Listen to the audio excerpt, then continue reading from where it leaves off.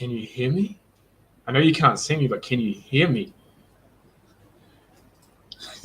So this is incredible. The fact that my camera is not working is a great start, but hopefully people can hear me. I'm going to look to some of our judges who are sitting in the background with a thumbs up if they can hear me or not. Sweet. We can hear me. Or you can see me. I can't see me. We're going to roll with this. So team, welcome to our Young Enterprise Wildcard Pitches for 2022. It's an incredible time to be here at the what I like to refer to as the pointy end of the year for our Young Enterprise students. They have been working tirelessly across the entire year, which has, like the past recent few years, has been a pretty indifferent, if we put it that way. And they've come to a point where they've done incredibly well, and they're vying for the last opportunity to attend the Young Enterprise National Finals, which occur on December 6th. We're always going to check out a cheeky plug in there in terms of, folk, you're always more than welcome to jump onto the Young Enterprise website, grab some tickets, come along and see these incredible people in person.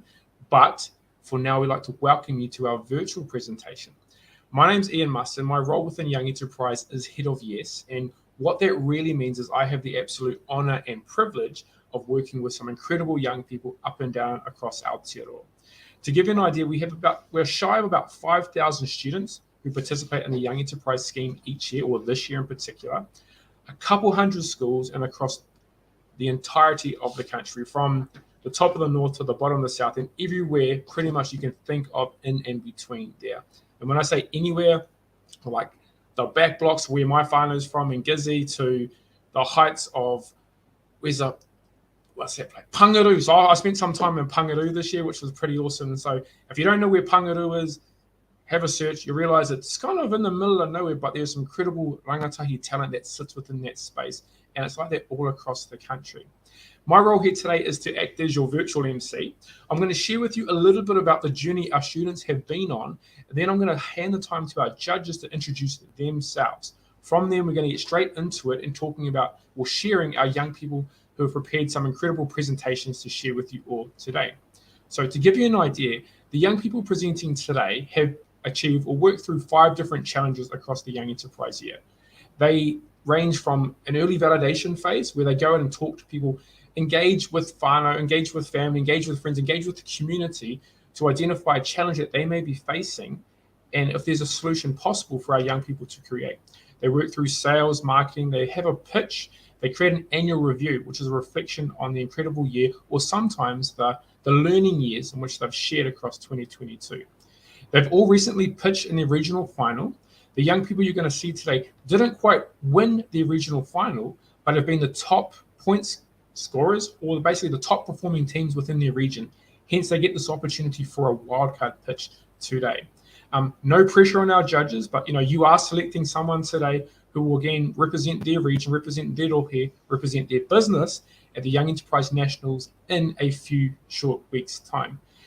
For an idea for all of our folk who are watching this today, it's a busy season for our young people, not just in Young Enterprise, but all across within the high school system. So our young people have stepped out today. They've got a little bit of time on their hands. Some of them, it's only a few minutes that they're going to share today outside of their study, outside of their exams, to get things going for what it's going to be shared today. I'm going to take some time now to introduce our judges. What I'm going to do is ask them to share a little bit about themselves and share a little bit about themselves, what's brought them here today, what they do, and I guess the reason they want to and they enjoy supporting young people. So I'll invite our judges to come up onto the screen. Cool. So I'm gonna pick on you guys, and I can see myself now. Now this is funny. I couldn't see myself prior, but I can see myself now. So it feels good to see myself on screen. I'm firstly gonna pick on, and there's no order to this at all, but Lydias, you are the closest to me on the screen, so can I hand the time to you for a few seconds to talk a little bit about yourselves, who you are, what you do, and what's brought you here today? Okay. Hi everyone. What's brought me here today is a love of Young Enterprise. I was on the board. I actually had to look it up to remember. I knew it was 11 years, 2009 to 2019. Always been fascinated about young people getting into careers. My career was in assessing older people, senior people, top of their game. I ran a headhunting business that I set up here in New Zealand And then it was very successful, and I sold it to an American multinational and did the whole build a business and sell it and do the earnout. Now I'm doing more to give back to the community. I'm on the board of a couple of not-for-profits, and I still do some senior work for government. So that's probably about me. One of the things I do bring is, through my headhunting work, I found chief executives for things as large as the telecom as it was, and ASB Bank, as well as for tech startups. So I've seen it all. Nice. Well, thank you for that. It's just a few things you're doing. Sounds like a whole bunch of things you're doing and a whole bunch of incredible things you've been involved in. Just a few things. Thank you for that. I'm going to just throw it around down to Jethro. Jethro, if you could take a few moments to introduce yourself, please, my friend. Kia ora koutou. I'm Jethro Gilbert. I'm the founder and managing director of Future Leaders Academy and Triple Summits. So we work with young people through the Ministry of Social Development, the government, so in the youth development space, to help people into employment and to find out what career path they want to get into and support them holistically around all of that. And we also take high school senior students across to the Pacific Islands for student leadership training. So we bit of cultural immersion, development, learning about our neighbours out there in the Southwest Pacific. And we just had our recent trip in the July and October school holidays, which was super cool. And there were 4 young enterprise students actually that joined us from around the country on that one. So yes, I manage and run those businesses, and we've been involved with young enterprise for a few years now, helping the CEOs in that leadership space just to develop their ability to be great team leaders, to have processes and systems to make decisions and good planning, and also how to get good buy-in from their teams. And it's really such a cool program. The reason I like Young Enterprise is because it's such an experiential program where it's not just in the classroom, it's actually going out there and doing and having a practical outlet to be able to practice those leadership and business skills, which are fantastic. And I'm always a big fan of the influence and reach that a leader has. So we know that a great leader can have a really direct influence and impact on people around them. And if we can help those young people to be the best they can be, then that's going to be great for us in the future. Cool. Kia ora, bro. Thank you. And I really appreciate that. I know our young people, in any way in which they engage with you, it really benefits them, because a big part of what we do is actually developing young people and supporting them to learn to become good leaders, because it's something that some of us have as a natural talent, but many of us need to learn and need to nurture how to best support the people we work with. So I really appreciate all the mahi that you do. I'm going to flip it up to Belinda, please, if I could get you to take a few moments. Cool. And I can't hear you, Belinda. I'm not sure if anyone else can. I'm getting a few nods. What I might do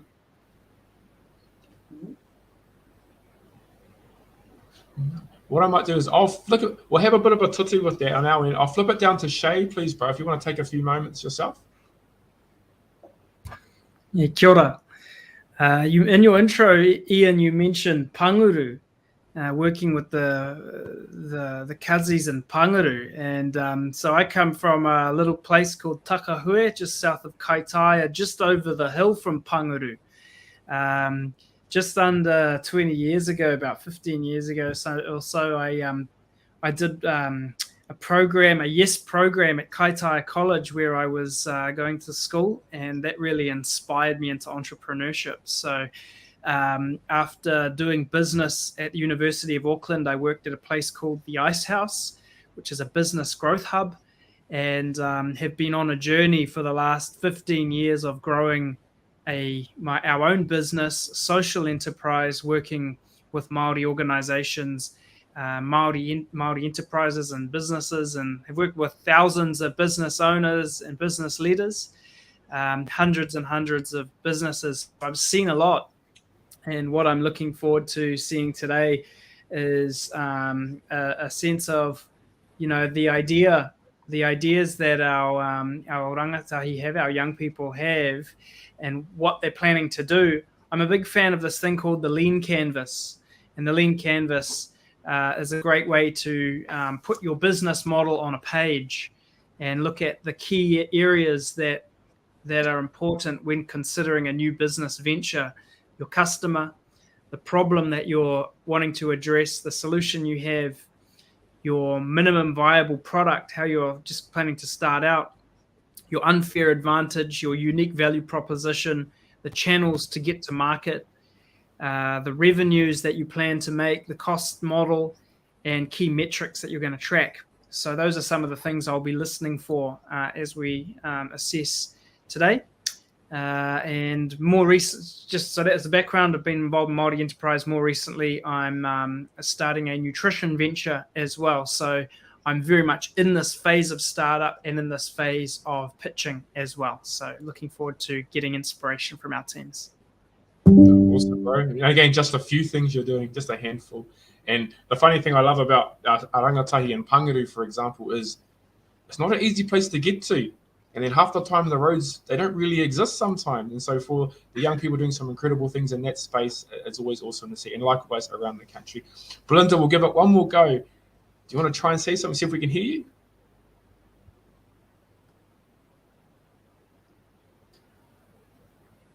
We'll work that out all goody. As long as she can hear us, we're in a good space. What I'm going to do is I'm going to help bring up, we'll put our judges behind the scenes, and we're going to bring our first team on.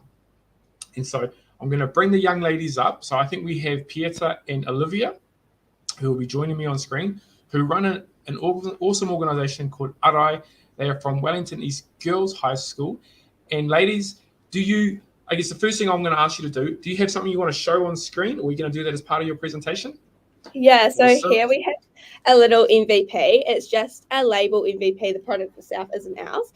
But this is kind of what our finished SPF dry shampoo will look like. Yeah. Cool. Kapai. Well, thank you for that. What I'm going to do is I'm going to disappear. You will see me in 5 minutes' time. So our students have 5 minutes to pitch. I'll appear magically out of nowhere when that time is coming to an end. The RC asks you to wrap up your final comment then. But aside from that, over to you. Best of luck and enjoy the opportunity. Awesome. Thank you. When you're out in the sun, where do you put sunscreen? On your arms, legs, face, back? What about your scalp? Research shows that 13% of all skin cancers are found on the scalp, and up to 5% of those are melanomas. Therefore, we are not only sick, but scared of getting sunburnt scalps. At Arai, our mission is to protect the most ignored place when it comes to sun protection. That's why we are creating an SPF dry shampoo that both conquers oiliness and protects against harmful UV rays. We are the only product in the Aotearoa market that's SPF certified and a dry shampoo. Our scalps are directly exposed to the sun, yet not many of us protect them. Additionally, Aotearoa faces some of the worst skin cancer rates in the world due to the hole in the ozone layer. Therefore, a solution to this issue is critical. To validate our idea, we held focus groups with an outdoor education class, regional sports teams, and friends and family.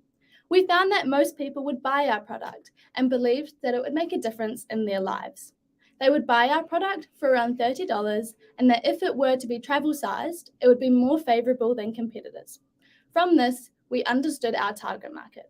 Females of all ages who enjoy the outdoors, value their physical well-being, and are conscious of the sun's damaging effects. Social sustainability is one of our key goals. We want to spread awareness of the dangers of the sun and reduce skin cancer rates. We have created an Instagram campaign called Sun Safe Sunday to educate on the importance of protection against the sun. From this, we've had many people reaching out to us sharing their own experiences with skin cancer and how they love our product idea, further validating us. For marketing, we firstly focused on building the brand.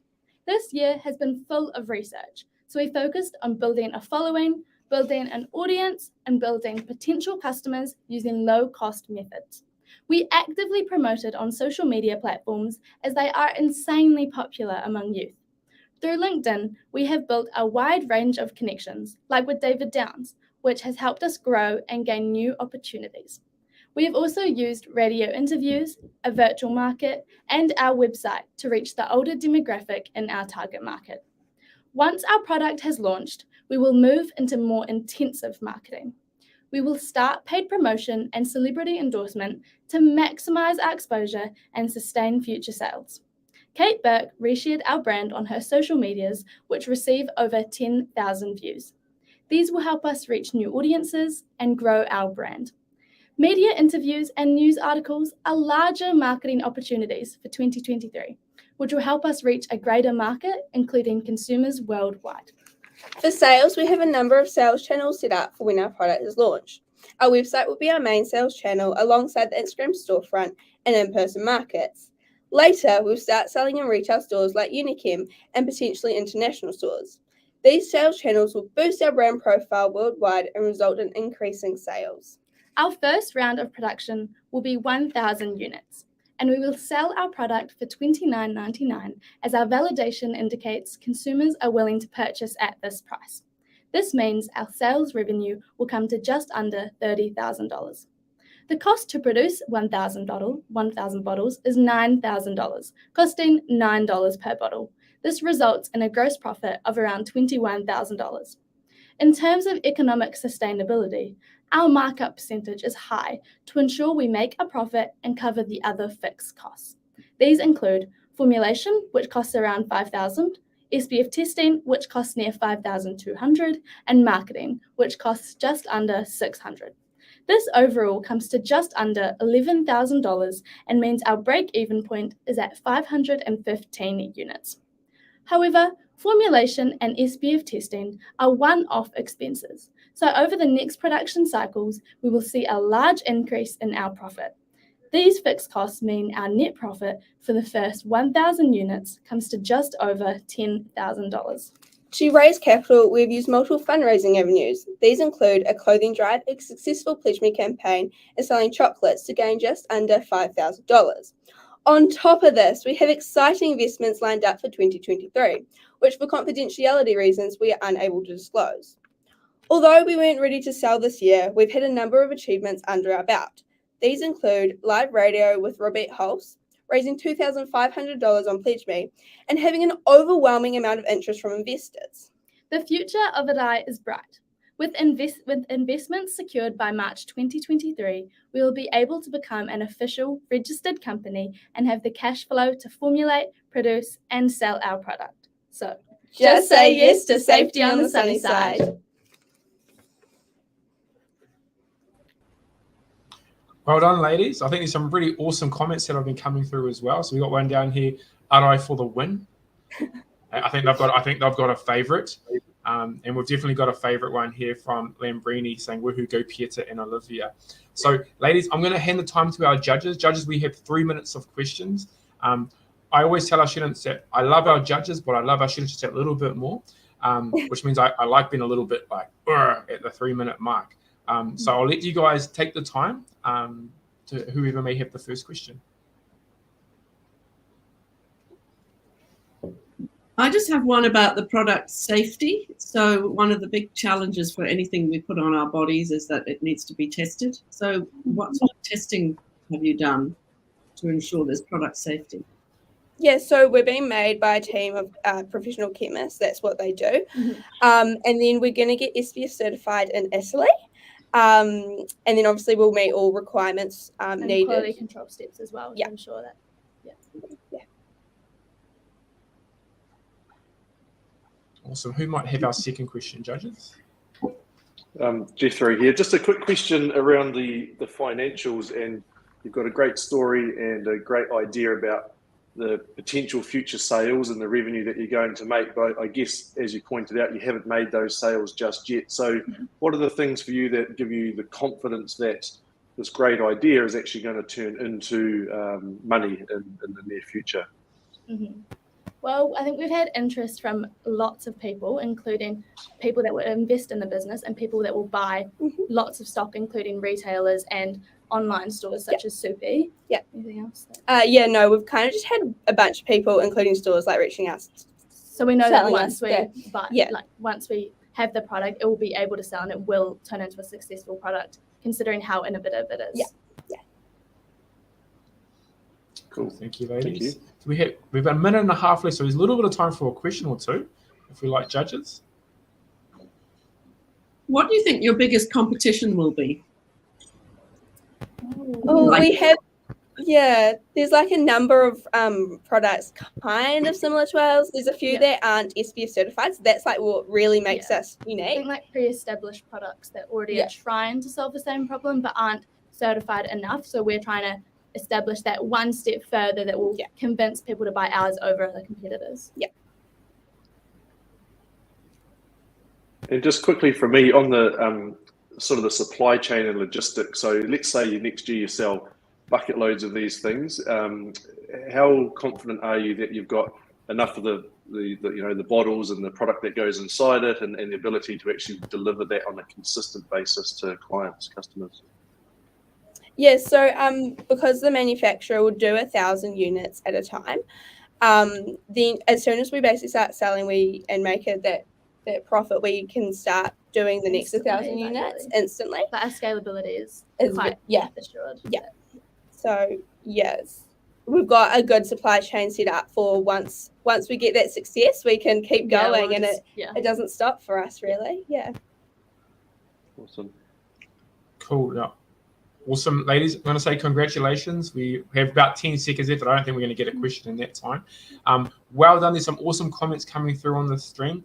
I know that having heard you pitch, we talk about here, but we also talk about those who have a little less or shorter here, and the benefit it has for us as well. So congratulations. Well done. You can breathe and take some time to relax and all that good stuff for now. So well done. Round of applause.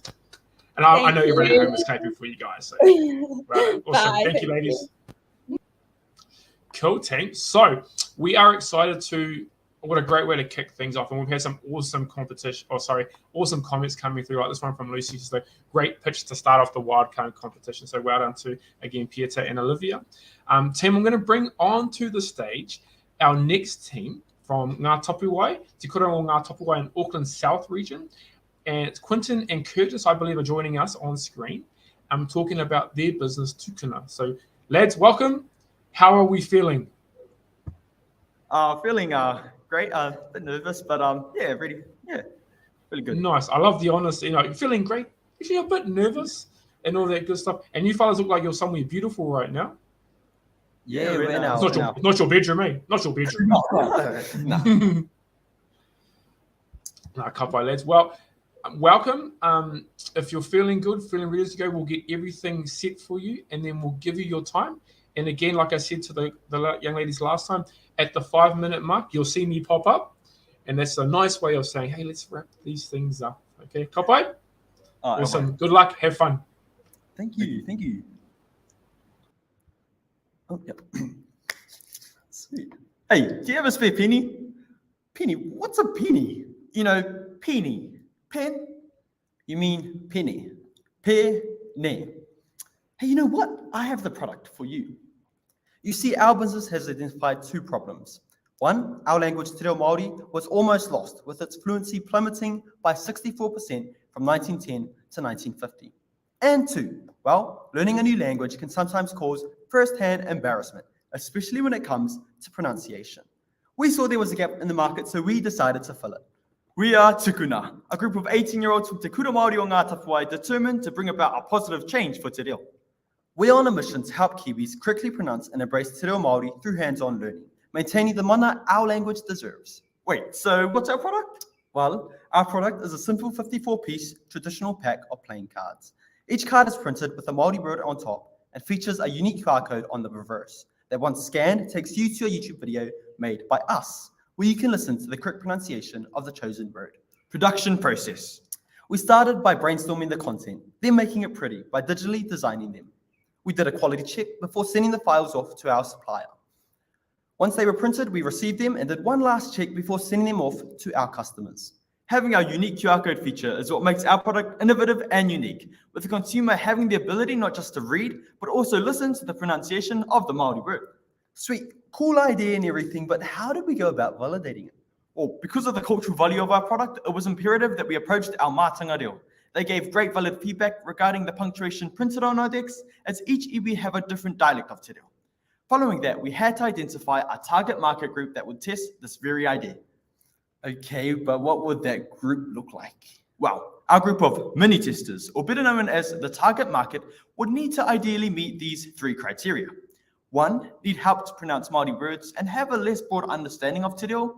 2, like to keep themselves entertained through interactive and hands-on learning.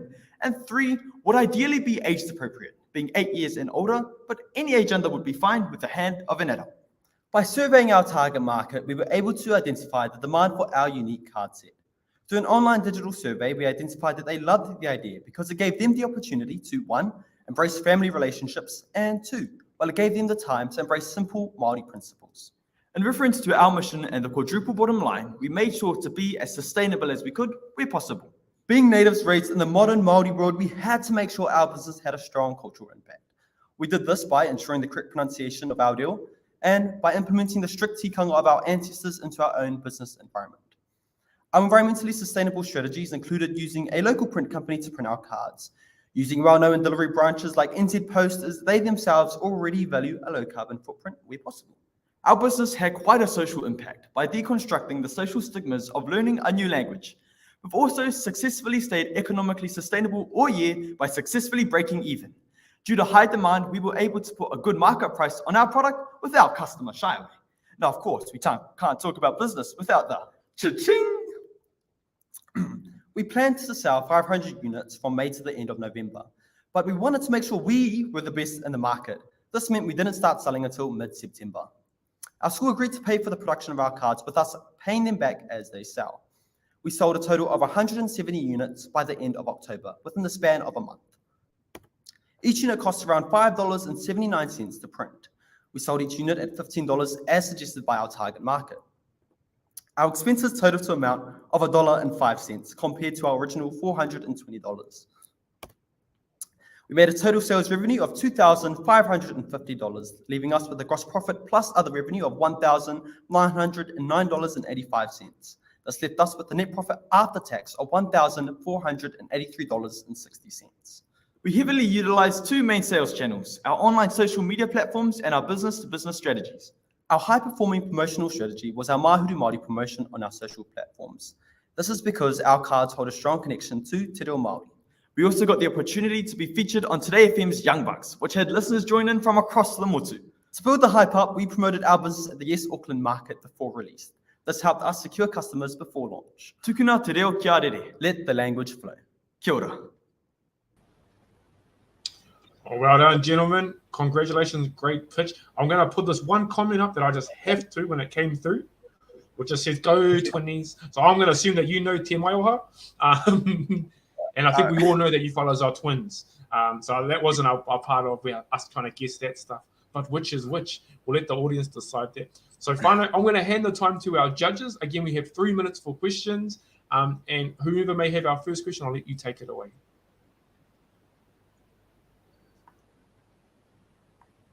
Okay, so as not to waste time, I never mind diving in first. Well done, guys. That was really good.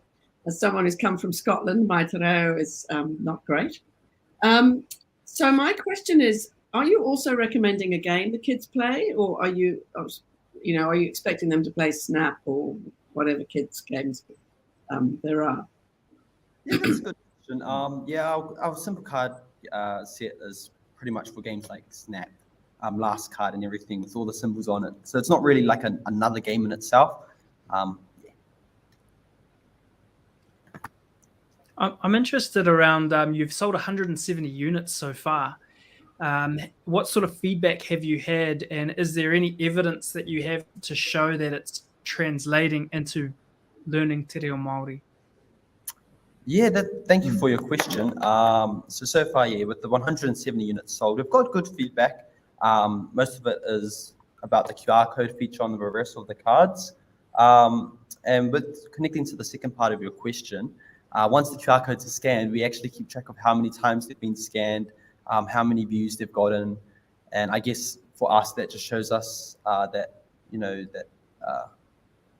they are using the QR code to correct their own pronunciation, to learn the words and stuff.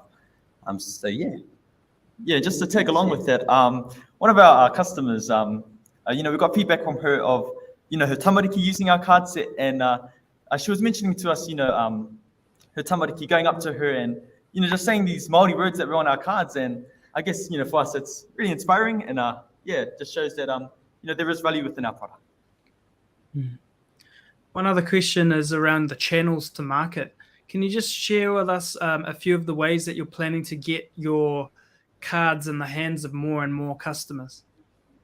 Yeah, so our main sales channel is that we're planning to use is business to business. We have kura out there, we have schools, teachers who are really willing to get their hands on our cards. So by directly emailing them, directly advertising to them, and making a business to business approach is probably the main sales channel that we plan to use. And of course, our second sales channel being social media and our website and everything for whānau who have tamariki who would love the cards too. We probably have time for one more question, judges. Yep. Okay. Can you try, Belinda, see if we can hear you? No, I'm sorry. We might get you starting to. Yeah. Sorry about that. We might get you, but you can hear us, right? Okay, that's the good part. We might get you, if you have any questions, to start tapping them away in the chat next time around. We'll see what we might be able to do with that. And because I've just spoken, sorry lads, I've used the rest of your question timer. But incredible pitch. I love some of these comments coming through. We've got one here from Bryce. Awesome pitch. Can't wait to see where this product goes next. And I can't help but agree with that. And I just love these ones here. Just, someone's just like, woohoo, Tsukuna. So I'm assuming that you fellows might know Arai as well. If not, you've got a new customer because he's really excited then. But well done, lads. Kapai, awesome mahi. You guys done really, really great. And you can breathe now. And you can relax and sit back and all that good stuff. So, kapai, thank you for that. Sweet, thank you. Ngā mihi. Sweet, kapai. Awesome, team. So, I think we can all agree that we're having some pretty incredible young people get up here and present today. And we're only 2 down. We've got 8 more to go. I'm going to bring on 2 more young men from Rotorua Boys High. Now, I know these young men are presenting from a pretty special place close to them. And I think you'll be able to see. And you can also see that's a live pitch because there's people and stuff moving on in the background. So this is Karerea and Rome from Rotorua Boys High and their business Coffee Direct. Are we feeling good? Fellas? Kia ora, yeah, good to go. Awesome. So I'll hand the time to you, gentlemen, and then take it away. Did you know that 70% of New Zealanders consume coffee every single day? That's more than 3.5 million people. 80% of the staff at Rotorua Boys High School also consume coffee daily. So caffeine is a very big deal and a necessity to a lot of people. Now imagine you're a part of that 80%, rushing in the morning to attend your early staff briefing. Would you rather get your cup of coffee and be late, or have to sit through many classes full of cheeky adolescents without your essential caffeine fix? Our teachers now don't have to make this difficult decision. Here at Coffee Direct, our pūtaki is for Okura teachers to be satisfied with a hot beverage delivered right to their desk every single morning. Tēnā koe. My name is Karerea Bowden McClutchy. Kia ora, Jerome Dixon tōku ikua. In May 2021, we began our journey to provide staff at our school with a daily hot coffee. What sets us apart from the competition is our unique delivery and purchasing process. Customers purchase their desired beverage through the click of a button within a New Zealand-owned application called On The Go. They will then receive their fresh hot coffee minutes later, delivered directly to their desk. This convenience saves our teachers the time, money, and hassle of purchasing their morning beverage from locations elsewhere in Rotorua. This year, we have introduced a range of iced beverages to solve the issue of seasonality and broaden our target market. This introduction has seen an increase in average daily unit sales, average daily revenue, and customer base. To validate our new iced beverage range, we conducted dry runs to gain customer feedback, which helped with our product evaluation and taking the iced beverages to market. Our method for promotion is split into passive and active marketing strategies. Our passive strategies consist of regular social media posts and flyers around the school, while our active strategies involve sending periodic emails to staff and teachers regarding business developments, menu additions, giveaways, and sales, including our popular $4 Friday.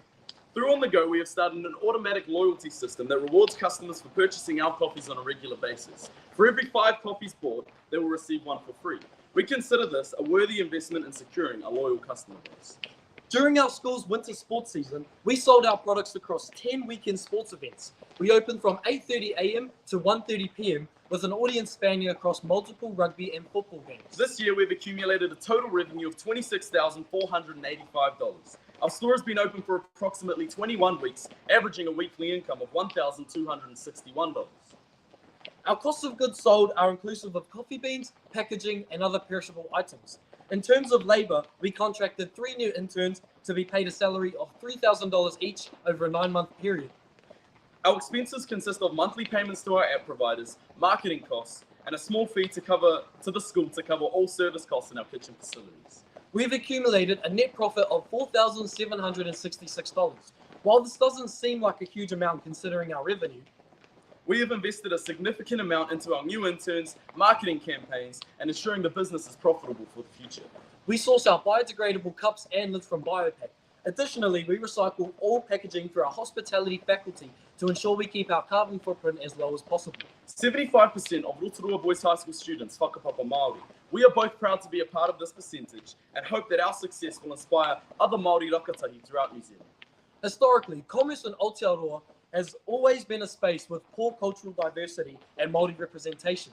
We hope through our success that we can positively contribute towards changing this stereotype at both a local and national level. With both Karerea and myself in our final year of school, intense thought has been put into the future of the business. We decided at the end of last year to run an internship program throughout 2022 that provides business training, business exposure to 3 junior Okura students who wish to carry on the Coffee Direct legacy. Should the interns be successful, the ownership of Coffee Direct will be handed over at the closing of the year. Each member will hold a 25% share of all profit, with the remaining 25% being split between sleeping shareholders and our new initiative, the Okura Rangatahi Fund. This fund will see 15% of our annual net profit used as startup capital for future yes entrepreneurs of Rotorua Boys High School. We estimate to have a pool of around $3,500 annually and envision the Okura Rangatahi Fund providing an opportunity for all students to get their businesses off the ground with little to no financial stress. Overall, watching Coffee Direct grow over the past 2 years has been a truly humbling experience that has helped us to reach our full potential as entrepreneurs. I would like to give a special mention to everybody who has helped us progress over the last 2 years. The support and aroha does not go unnoticed. Thank you for your time.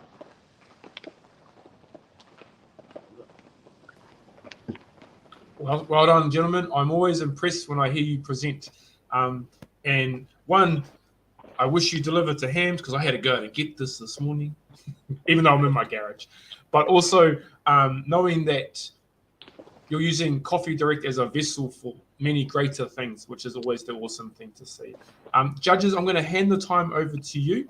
I'm sure someone like Jethro will have some questions, particularly about your leadership development and what you're doing. But judges, the time is yours. Yeah, thanks very much, Ian. Hey, well done, gentlemen. That was a good presentation. Just a quick question. I certainly like the way that you're investing in the next generation coming through for your for the business and the school there. Just a quick question around validation. You talked at the beginning about the assumption of teachers not having the time in the morning and also not wanting to face teenagers without their caffeine hit. Can you tell me, did you actually do any sort of surveys to get genuine feedback from potential clients as well? So yeah, we did do a lot of research, and we went through the school as well, and we made sure that what we were providing to the students was okay. There is that around caffeine not being allowed to students as such, but we have, in that sense, only allowed coffee and caffeine to the senior students. And however, when selling to students, we do, our greatest hit at the moment has been the iced chocolate. So it's been pretty cool to see that shape. However, yeah, the teachers, the staff, they're real into their coffee and they do like to see that. And we did go through, originally last year, at the start of our validation, we went around and we actually took surveys and Google Forms and asked how many teachers would be keen. That's where we got that around that 80% of our staff would actually be keen to purchase our coffee. So we have been able to see that, but that was last year's validation before we brought in the iced beverage range. Cool. Thanks for your question, Jethro. So, Kia ora, guys. I'm interested in the market sizing. I'm interested in this the market size. Now, if we think about some of the previous pitches, and I'm sure the others that are coming up, there's demonstrable opportunity for growth. I'm interested in how you feel you guys are going to be able to grow your business, given that you're selling to the teachers within one school, and do you have much in the way of growth potential? We did establish a niche market at our school last year, and towards the end of the year, we wanted to expand, and we had plans of expansion to other schools in Rotorua. However, all the schools came back to us and said that unfortunately they had their own facilities, I guess, to maintain that. However, we have suggested it to the next boys who come through. If they want to maintain young enterprise, we've suggested that they do reach out, try to target other schools in the local community, and then if not, then we could also potentially sell our ideas and help out other schools around Aotearoa as well. It has been a thought, and we have put much time and effort into it. However, unfortunately, as the way that we were at the end of last year, no other schools in the local community were keen to jump on the waka. However, we're looking forward to potentially in the future being able to expand out into those local schools, but otherwise into other schools around Aotearoa as well. It definitely, the thought has been put on the table. Awesome. Hey, kapai lads, that's our 3 minutes of time. It disappeared really, really quickly. But some great questions, great presentation. I think we had a few kind of thoughts coming up on screen as you guys were pitching. Just love the idea of internship for the future. We had Terry talking about wishing you delivered to Hamilton right now, which is, I think a lot of people can resonate with that type of thought, the convenience and the joy that can, coffee is a vessel, just like you fellas are a vessel. It's a vessel for happiness. So well done, gentlemen. Again, chance to breathe, take your time, but we'd like to congratulate you for, again, presenting and preparing another awesome pitch this morning. Thank you, Ian. Thanks for your time, mate. Thank you. Kia ora. Thank you, judges. Awesome. Okay, team. So our next team up is, I will bring them on screen very soon because I know they're sitting there ready, looking pretty nervous. I'm just going to say it, is the young lads from Bishop Yard College. So we have Toe and Manfred, and their kaupapa Farmlosi say it right. And I won't talk too much about it because that will give you a great over and insight. I wait for the gentlemen to join me on screen. Who knows what they're up to? I know they're very busy there. Amongst all the exams in which they're in, they're in Auckland. So they're normally based in Porirua, but they've been up in Auckland this week for some other mahi. And again, like them, there are a whole bunch of opportunities that have come their way because they're doing some incredible work that's taking them to different parts of the country. We've got some comments here already. So you haven't even started, gentlemen. You've got comments. Let's go to Air Manfred. So no pressure on that, gentlemen. But are you feeling good, lads? Yep. Who's holding your fellow's camera? My cousin. I can see it moving around. You're good. I'm just teasing. But gentlemen, we'll make sure you guys are both in the shot, so we can. So there's more. Thought you get in the shot, get in the camera. But Kapai, if you guys are ready, we'll hand the time to you, and then again you'll see me in about 5 minutes' time. Kapai. Cool. Thank you. Awesome.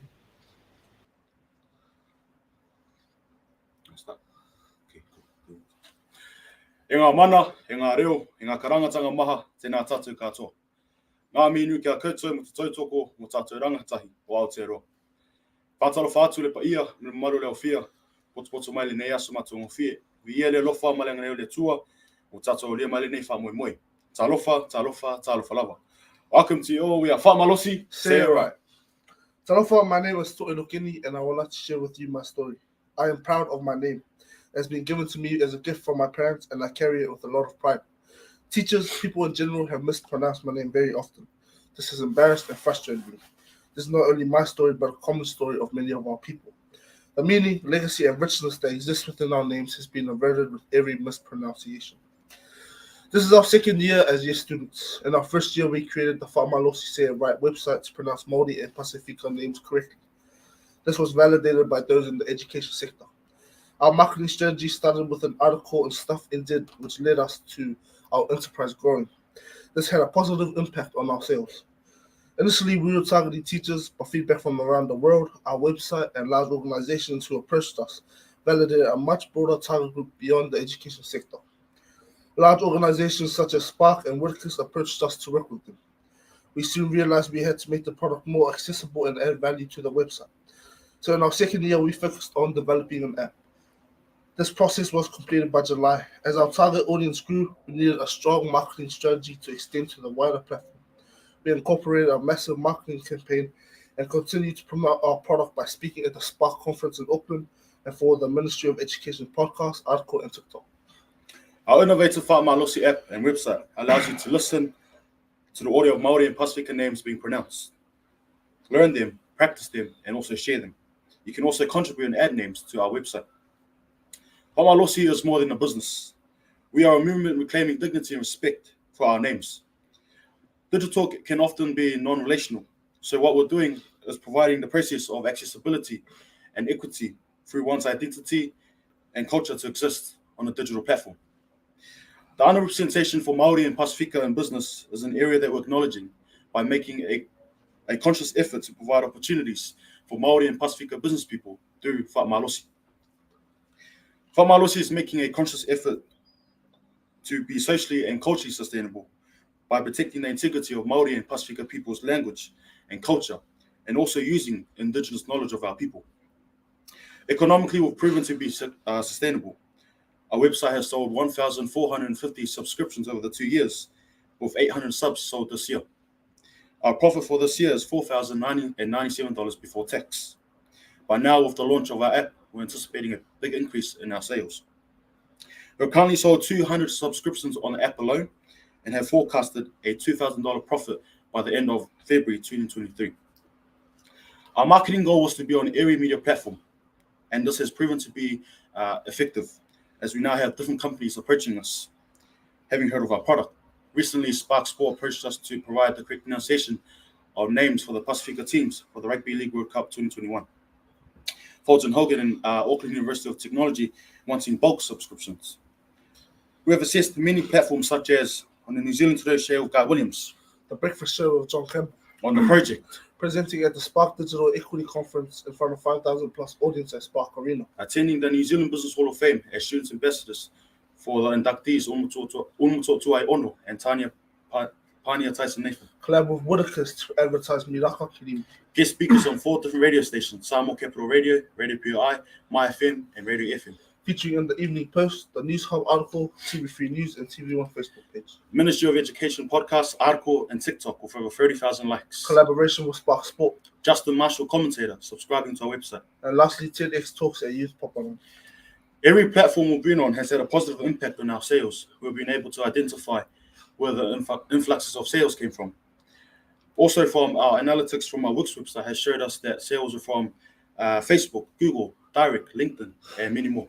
We had an ambitious sales target of 1,000 subscriptions from our website and our app, which we have crossed to date. The development of our app was delayed partially due to COVID, but mainly due to the lack of knowledge of how an app is developed. Underestimation of the cost developing an app, but we persisted and were fortunate enough to negotiate an affordable price. Our main expenses was $2,000 for the development of the app, with our expenses totaling $3,050. We have received feedback in the past saying that our pricing was too low, but the reason we kept it low was to make it affordable for everybody while remaining financially sustainable. We are planning to continue our business in the future, and we are looking to add more cultures to our website and app, especially now that the fixed cost of developing the app has been recovered. Thank you. It's timing, lads. Congratulations. Well done. Well done. I think I've got a comment popped up. Brilliant product. Well done, team. And I think you are all overly humble about some of the achievements you've done. I was watching the judges in the background as you're mentioning, like the heads were nodding. So well done again, gentlemen. You can breathe. Judges, I will hand the time to you for a few questions.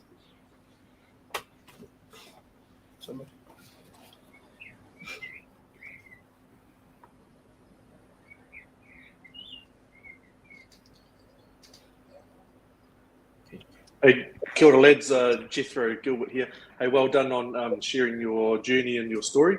Just a quick question around, you talked about you've got, from what sounds like a very broad marketing strategy where you're sort of going out to lots of different people as much as you can on all sorts of different platforms. Have you got a particular target audience in mind? Like, you know, from, if you look at those analytics you talked about, you know, who are the most people that are actually buying this? Are we talking companies with subscriptions across their organization, or are we talking individuals in a particular demographic or age group? So first, when we first started, we were targeting educators, so teachers. But then after probably after a few weeks of launching the website itself, I got feedback from different educators that there's companies willing to get on board, companies that will approach them face to face, and they reckon that this is more than, this problem is out there, not just in the education sector, but also in the different business industries. So, yeah. Thank you. Well done, guys. I think that's a great product. So what I was just thinking about is, as you grow, what are going to be your major expenses, or is it going to be profit all the way? I mean, you've got your app, you've got your website. You thought about what might be any of the issues going forward as you get more and more customers? Yeah, so all of the expenses that we've spent this year were just one-off, so we don't have to pay again for those expenses. The only expenses we are paying for is just Wix, and that's the website creator we use to make our Farmlosi Share Right website. So yeah, probably in the future, if we want to improve the website and app, we'll probably have to spend more money to upgrade it. But yeah, right now we don't have to spend any right now. Yeah, and just going off that, because we are looking to continue this business in the future, and I think to do so, probably have to make it a much more professional website and app to maintain the data that we're trying to insert into the system. So that's what probably our future expenses will probably be around that. Yeah. We might have time for one more quick question, team, if anyone hasn't. Yeah, look, I'm interested around whether you've done much competitor analysis to see whether there are other tools that either exist or are, that have been there for a while or that are just starting to come out, which might mean that that puts pressure on your business in the future if they were to add Pacifica or Maori translations as well. So yeah, we're interested in your feedback on that. Yeah, so even starting this business, we've done our research on if there's any competitors out there or have a similar solution to our problem. And we've actually found one in Auckland, but it wasn't quite unique as ours because it was only just in their own school, and probably only one language was being used on the website itself. So I think that's what makes us different, is that we use different cultures, but also expand it to the wider community rather than just having it in one community. Cool. Sweet. Awesome, team. That's our 3 minutes up. So well done. Thank you again, judges. Thank you, lads. Again, we've had a bunch of cool comments kind of coming in. Where we go. They're going from Lucy that says, Malo lava, amazing business idea. I loved hearing about the business opportunities that have come your way. Amazing. And there's a bunch of those coming through, team. So if you take the opportunity to jump on the socials after, you'll see all the love that is coming your way. But I will let you lads go. No doubt you've got a busy day up in Tamaki still. I still don't know what you guys are doing, but you look busy and you've got something to do. Plus your cousin's probably getting some tired arms holding your phone. So we'll give them a break as well. So, but well done. Congratulations, gentlemen.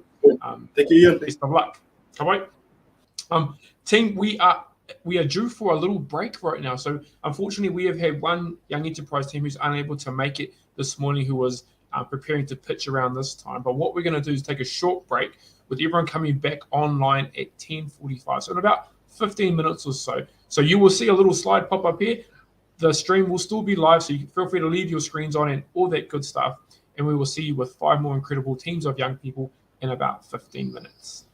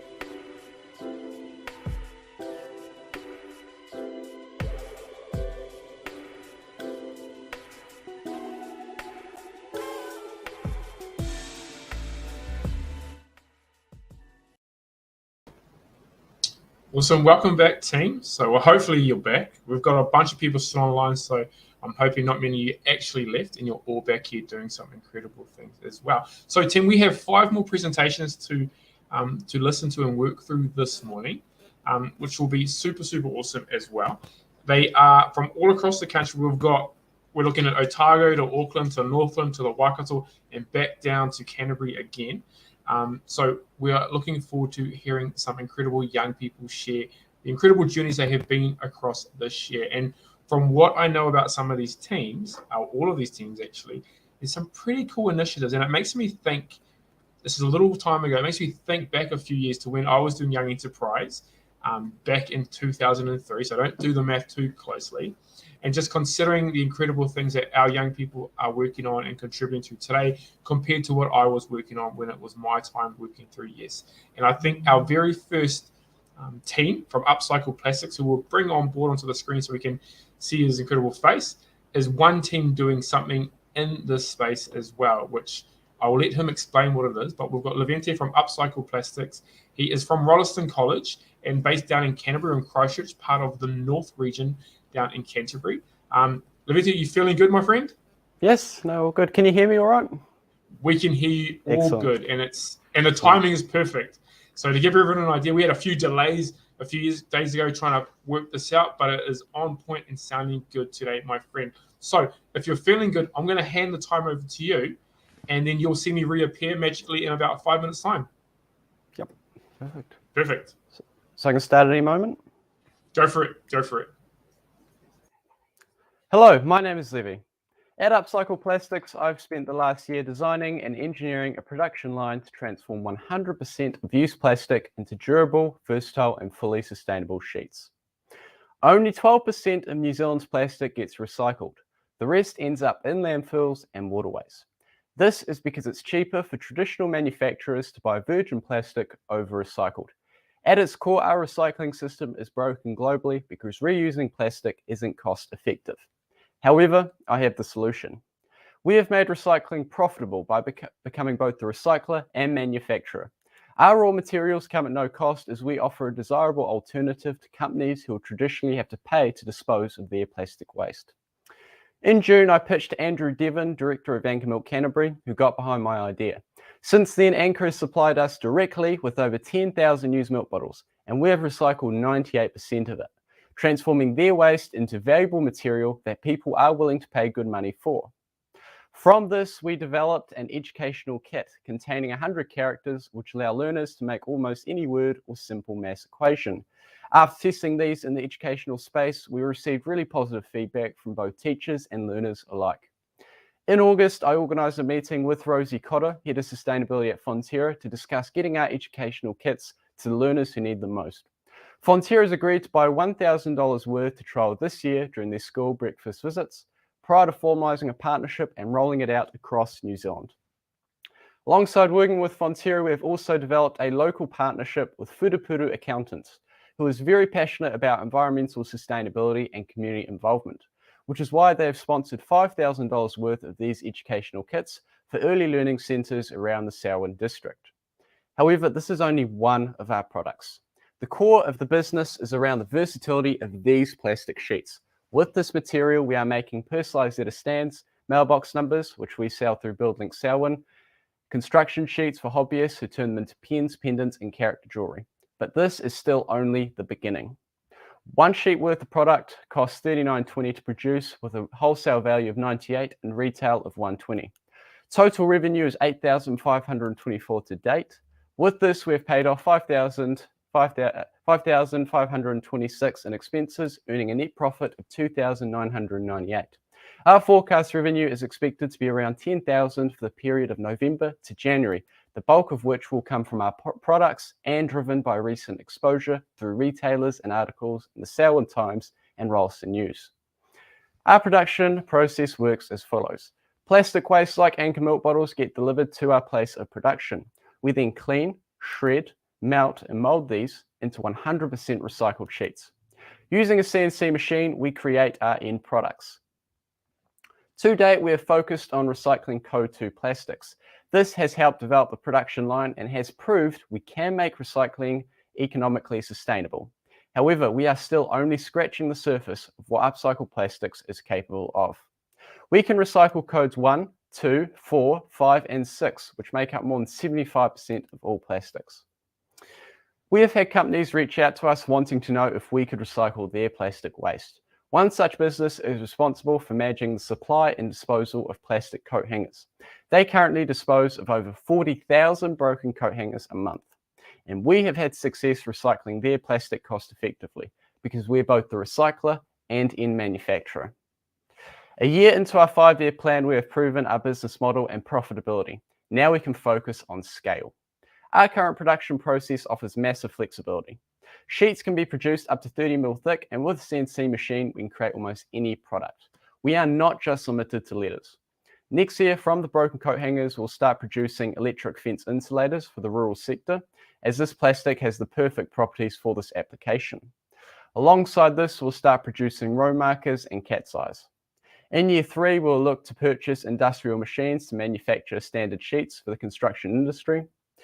Our recycled plastic has many benefits over traditional timber. It doesn't rot, it is significantly stronger, graffiti resistant, non-stick, durable, can be cut, nailed and screwed with standard tools, which makes it very suitable for outdoor applications such as seeding, fencing, boxing for concrete foundations, with any offcuts or broken pieces being reformed into new sheets. In years 4 and 5, we will look to scale the business and be selling solely through wholesale. At Upcycled Plastics, we are changing the game by extending the short life cycle of single-use plastics. Congratulations, my friend. That was an awesome presentation, and we've got a few notes coming up, particularly one here, awesome co-popper. Great to see you making a difference as part of the circular economy in terms of taking what's there and actually what can we do with it to make something better going forward. I told everyone that we've got some pretty impressive presentations coming up, and I think you kicked it off really well in the second half of our wildcard pitches today. I will hand the time over to our judges for our 3 minutes of questions. Judges, to you. Thank you.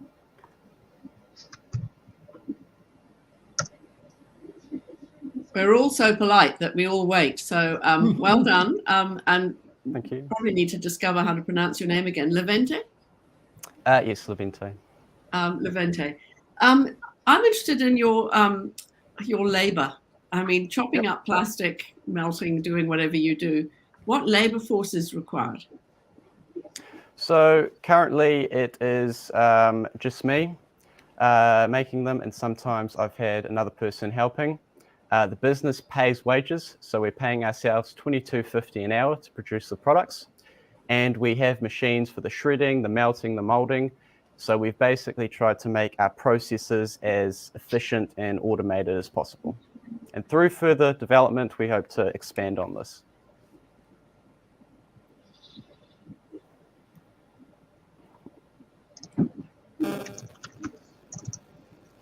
Awesome. So I'm going to look at our judges, and hopefully we might have a second question coming through. Yeah, I'm interested around the competitor landscape. As the environmental sustainability, particularly of plastics, becomes a more pronounced issue, we might see more global or national competitors in here. How are you going to be able to defend against them? Good question. Well, our business model is different to traditional recyclers. Normally how it works is a recycler takes some plastic, they recycle it, make it into what they call pellets, and then they sell those back to the manufacturer. This is sort of a really long process with lots of middlemen. However, we take that plastic in large amounts. So for example, from Anchor or from this coat hanger place, and then we recycle it ourselves, we melt it down into these sheets of plastic, and this is our main product. From this, we can easily make a range of other really useful products, and we can use it for a wide range of different applications. So I would say that's sort of our main selling point. Awesome. We probably have time for one more question. Jethro, I see your lips, but I see you're on mute as well, my friend. Sorry. Yeah, well done, Levente. Cool, good presentation. Just wanting to, around the marketing part of it. So I guess as a manufacturing type organisation, where are you focusing your marketing efforts? Is it at the supply side to try and get the plastics in, or are you focusing on the customer side at the other end of trying to make money from, selling your products? Of course, that's a really good question. I'll say it's both. There is a massive amount of plastic that needs recycling. There are so many companies that, even if it's one small thing that they have to throw out that along with each product, that sort of adds up, like milk bottles. So there's definitely a lot of places where plastic can come from, and we have had lots of companies reach out to us as well as we've reached out to them. As in marketing, we currently sell at BuildLink Selwyn hardware store, so we sell our mailbox numbers there. We are looking for other retailers as well. We currently sell our sheets to Lathe About Wood Turning. They turn it into pens, pendants, character jewelry, and through them, we'll hopefully be able to sell to more hobbyists and other sort of wood turners. But in the future, talking bigger, really what we want to do is see our sheets in hardware stores and actually selling directly to construction companies who would then use it for their own applications. And then alongside that, we would also make our own range of products. So if we made road markers, for example, we would try and get a contract with a district council or someone who we can sell them to in large quantities, which is why we're trying to move away from the retail, or not retail, but direct sale to retail and wholesale. Cool. Awesome answer. And you addressed basically the question that Belinda had as well. Belinda, can we see if your mic is working now? Are you able to try and say something for us? I don't think so. Can you hear me? We've got you. Oh yay, good. You. IT was working on it in the background. Good. Nice. So we've got you back. Awesome. I think actually, Lovely. you kind of addressed Belinda's question that she had put in the chat for us anyway around the retail wholesale. So we'll say thank you for your time. You've done a really great presentation. Congratulations. Take some time, breathe, and best of luck, my friend. Excellent. Thank you so much for your time. Cheers. No worries. Awesome. Thank you. Cool, team. So up next, we have a group of young ladies who are representing Auckland Central. I'll bring them on the screen for us. So they're from the Diocesan School for Girls in Auckland Central, our Auckland Central region, with their business called Schnuffel. Now, I know a little bit about Schnuffel because I've seen them pitch before, so I won't try and talk too much and take away too much of the limelight. But ladies, are we feeling good? Yeah, we're really excited. Awesome. So I'm hoping you've got something in your hands to show us at some point too, perhaps. Yes, we do. Awesome. Sweet. So I'll leave the time with you. And again, you'll see me reappear in about 5 minutes' time. Cool? Cool. Awesome. Kia ora, everyone. My name is Pascal. And I'm Alex, and we're so excited to be here today to present our business, Schnuffel. This is Pepper. Pepper used to pee on the couch, chew up shoes, and scratch the wooden floors. Now Pepper is the ultimate well-trained dog. Well, she's fitter. Pepper takes out her lack of stimulation on the Schnuffel mat. It is estimated that 73% of dogs exhibit behavioural problems due to a lack of enrichment. To help fix this problem, our business Schnuffel has created a sustainable dog enrichment mat designed to slow down meal times and enrich your furry friends. There's been a drastic increase in pets due to the COVID-19 lockdown, so we wanted to improve the well-being of these lockdown puppies as their owners shifted back to work. Our team visited 2 Animate stores and questioned multiple customers, store managers, vets, groomers, and dog trainers. We found that no large retailers sold enrichment mats, despite multiple customers having requested them. Our mats are unique as they're handmade using high-quality sustainable materials. We discovered that these qualities were in high demand, and with a more affordable price compared to other mats on the market, consumers would be willing to invest in our product. Sourcing a sustainable material that was also durable and safe for dogs was a challenge that pushed us to experiment and innovate. After numerous stages of testing, we decided upon bamboo elastane fabric, a non-toxic and 100% biodegradable material. We were willing to sacrifice a larger profit to honour our values and to create a unique selling point of sustainability. We also strive to make our customer interactions innovative. We played our promotional video on an iPad at every market we went to. This was beneficial as it can be hard for our product to be understood unless seen in use. We also made an effort to approach possible customers at markets and in the surrounding area with business cards, presenting a friendly face and seeking out business. our business cards acted as a call to action, providing links to our website and social media platforms. These two innovative methods of consumer interaction ultimately resulted in more sales by giving the business a professional appearance and sparking interest and understanding in our product. For our business, achieving sustainability in all areas is of the utmost importance. Ethical. We ensured that our practices and products are ethical through validating our fabric and design with retail stores, vets, dog groomers, and dog trainers. Economic. We were able to provide an affordable price of $39.99 whilst ensuring a high quality product for all of our customers. Through creating a lean production process, we were able to break even after selling just 4 mats. Social. We have spread awareness of the lack of enrichment provided to dogs through our Instagram. We have posted statistics to help owners understand the importance of animal enrichment. Environmental. As discussed earlier, our bamboo is sustainable and chemical free. We've also optimized our production process to limit waste and ensure efficiency. In just 2 months of selling, Schnuffel has been able to generate a net profit of $278. We did this through securing a fabric discount and creating a lean production process in which no excess resource is wasted. Our operating expenses also are being less than anticipated due to the effectiveness of online sales, which resulted in the decision to attend less in-person markets. We've successfully sold 14 mats within our 2 months of trading, and we believe these results show that the business model works, is scalable, and cash flow is set to expand to fuel future growth.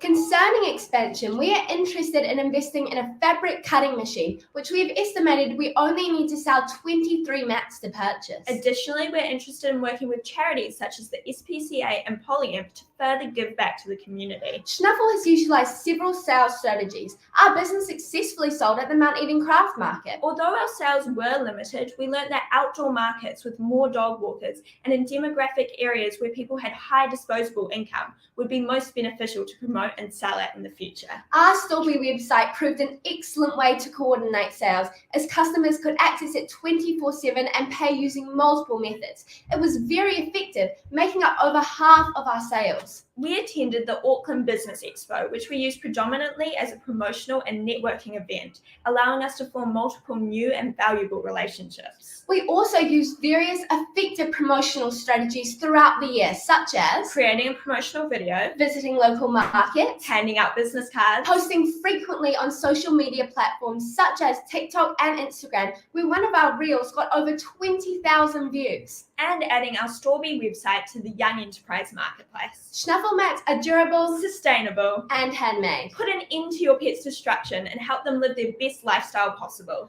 Purchase a Schnuffel mat today. Awesome, well done, ladies. As our judges come on board, I really want to ask the question, and this isn't part of your time, is the name Schnuffel? How'd you come up with that? This business was based on when I got a new puppy this year, and she's a schnoodle, and we thought that was such a funny name for a dog. So this is called a Schnuffel mat, and we wanted to combine those two things to make the name of our business. Nice, awesome, thank you for that. So well done. I'm going to hand the time to our judges for their 3 minutes of questioning. So judges, over to you.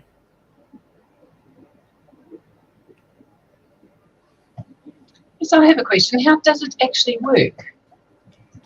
Yeah, so we actually have a slide on that, but you can't see the slideshow right now. So you get your treats and you pop them all in the mat and you hide them in between the crevices of the fabric. And then at meal times, the dog will come along and will search for the fabric, and it enriches them, and it also slows down mealtime. Lovely. Good model. Have you discovered, and well done, ladies, I should say first, have you discovered any problem with something like a spaniel that just rips the Schnuffel mat to bits on the first go? And how are you going to overcome that? We did a lot of market research at the start. So when we visited the Animate store, we tested our product on lots of different types of dogs, and we did find that bigger dogs actually didn't rip it apart and it held up pretty well, but we have been marketing it predominantly to smaller dogs, just in case. Yeah, but in the future, we'd also like to expand our products to make bigger mats that would suit all kinds of dogs so that we can make more sales to more people.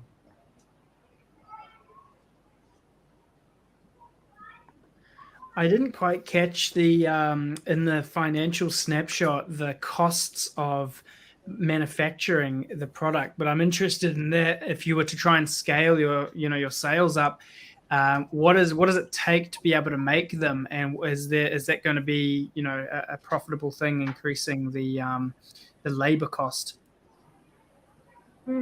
Yeah, so I think the biggest cost for us is the fabric, because we did decide to go with a sustainable one. I can't quite remember the number, but I think it's about $10, so about a quarter of our selling price does go into the fabric. So in the future, I think we'd look to make better deals with our suppliers. Once we're selling more, we can buy more in bulk and get it for cheaper. And in terms of the labor, I think getting the fabric cutting machine will help to decrease the amount of labor needed to make one, which will also help to cut costs. Awesome. Tim, we have time possibly for one last question.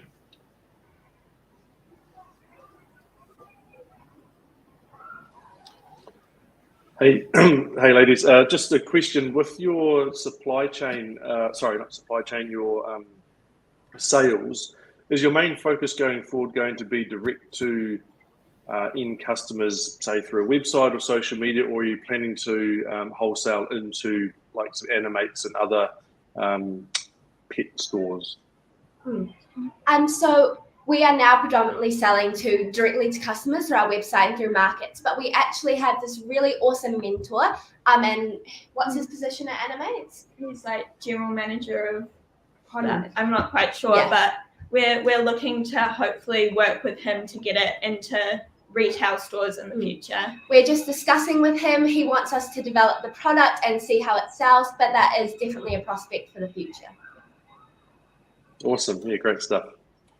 Cool. Awesome. Well done, ladies. I want to thank you for that. It's our 3 minutes of questions done. What I will share with you is that in the SHQ, we have a whole bunch of dogs that are part of the Yes Whānau. And if you jump on the website, you will see that they have official titles. And we've got a comment here from Terry, our Chief Excitement Officer, that says, I think we need this for our office dogs at Yes HQ. Especially if we've got meetings and we need to keep them occupied and all that good stuff as well. So thank you, ladies. Well done. Great presentation. Take some time, breathe, and best of luck. Cool. Thank you so much. Bye. No worries. Thank you. Team, up next, we are going from Auckland and we're heading to the far north to Kirikiri, I believe, where we'll be catching up with Jacob in Insight, and he's from Kirikiri College. Jacob, how are things going? And I'll just note that you are on mute, so we might not be able to hear you.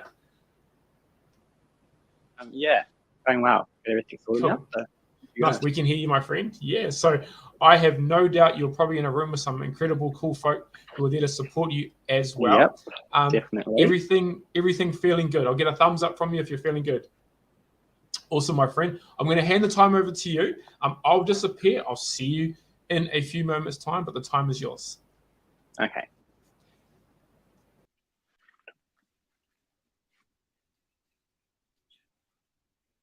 Ian, do I get time to show product at the start, or? I'm going to pull myself back. You do actually, because we talked about this at the front. Do you want to bring it up to the camera so the crew can see it? Okay, let's do that, and then I'll start time then. Yep, come by, my friend. So judges, here's my light. It's a utility light, which is brand new to the market in New Zealand and overseas. It's go in small spaces like mailboxes, chicken runs, just helping you add convenience, and yeah, it's all really versatile. Sweet. So I'll disappear, and then once I'm gone, you're good to start, my friend.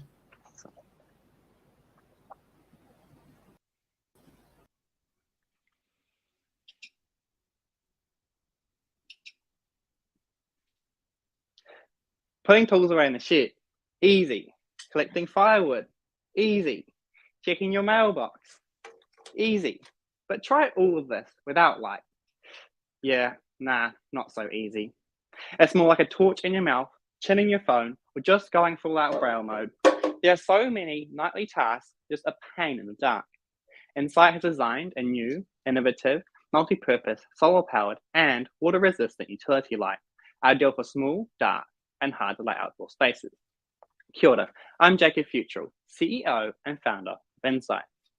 Continuing through my second year of Yes, I've upgraded my existing successful mailbox light into utility light, offering much broader uses.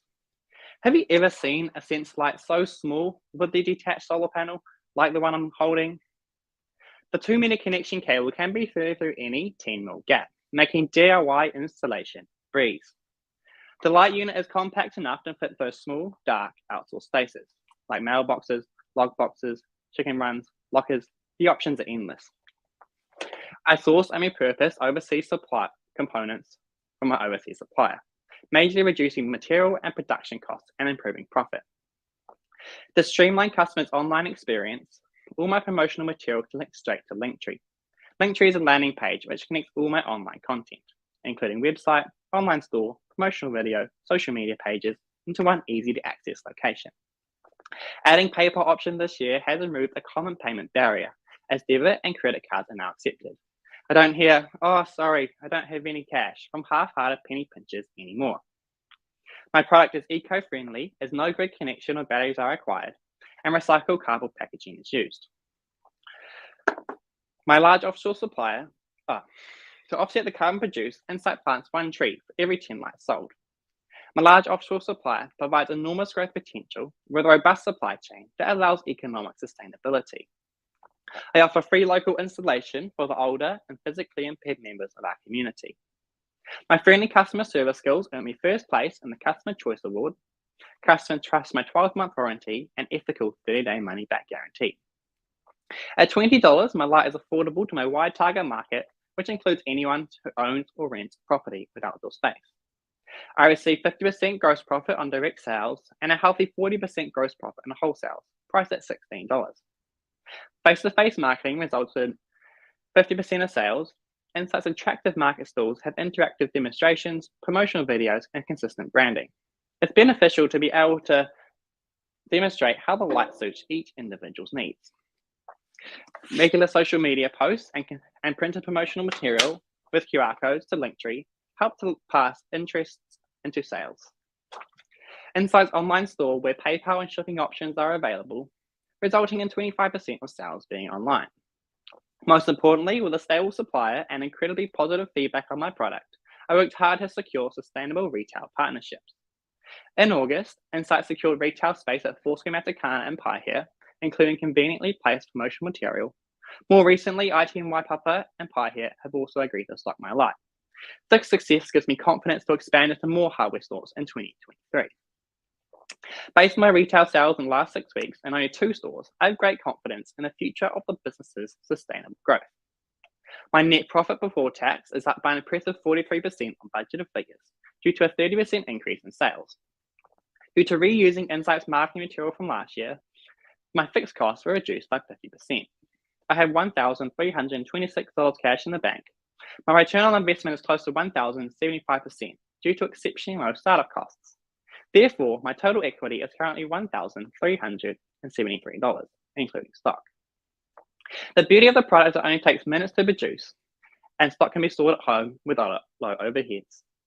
This means Insight continue to upscale significantly into retail with minimal further expenses and effort, providing a low-risk, sustainable income boost while I study.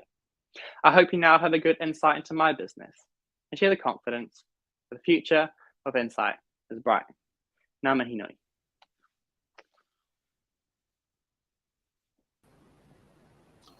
Awesome, Jacob. I love the finishing line too. The future of Insight is bright. It just nails it on the head. And Thanks. We had a few comments coming in, and one in particular that popped up was just great work in getting to so many retail stockers, because I think anyone who's tried to get product into a store will recognize and realize how difficult that can be. Team of judges, I'm going to hand the time over to you for our 3 minutes of questions of whomever wants to take the first question. Yeah, look, I've got a couple of questions. The first of which is just looking at your product, wondering whether it is whether you're importing a product that's already manufactured and selling in many other countries, or whether it's a unique product that only you have, to know whether you've got something that's particularly unique in the market. Yeah, so the product is manufactured overseas, obviously. It's not sold overseas anywhere, so it comes straight from my supplier, which have helped adapt it to suit the needs of the light. So no, you can't get it overseas, which it does come manufactured, just helps with the production costs. So is your manufacturer making this product for anyone else as well? Yes. Well, they can do, yeah. They make solar powered lights. Okay, sure. And then the second question I have is around your financials that you just put up there. And I'm just wondering, in terms of the back-end costs, like the time, that didn't look like it was factored into the mix. So wondering at what level of scale you're going to need to be at to be able to pay the someone to be administering this business. Right.